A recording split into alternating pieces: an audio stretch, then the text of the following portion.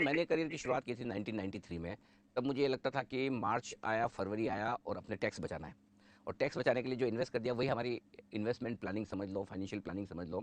और आज भी कई सारे लोग वैसा ही सोचते हैं कि भाई कितना टैक्स बचाना है, उसके लिए कितना इन्वेस्ट करना है, उतना ही करते हैं। तो टैक्स प्लानिंग और इन्वेस्टिंग दोनों में क्या फ़र्क है और कितना बड़ा फ़र्क है?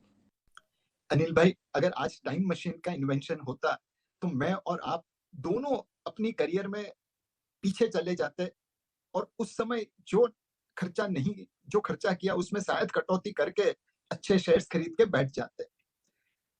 सिमिलरली, अगर हमने जब निवेश किया टैक्स बचाने के लिए तो पीएफ प्रोविडेंट फंड या पीपीएफ पब्लिक प्रोविडेंट फंड या इंश्योरेंस पॉलिसी में निवेश किया। अब आप उसी जगह पे इक्विटी लिंक सेविंग स्कीम में निवेश करते, प्रोविडेंट फंड के जगह पे न्यू पेंशन स्कीम में निवेश करते, तो आपका रिटर्न कितना अलग होता। सो मेरे हिसाब से, बिकॉज टाइम मशीन का इन्वेंशन होना मुश्किल है, आप हमारे अनुभव से सीखिए। पीएफ की जगह पे या पीपीएफ की जगह पे equity link savings N NPS को देखिए। टैक्स की बचत हो और निवेश सही तरीके से हो, वो दोनों बहुत जरूरी है। और इक्विटी लिंक सेविंग स्कीम में आपके पास 3 साल का लॉक इन है, तो अपने आप लंबी अवधि के लिए निवेश करते हैं।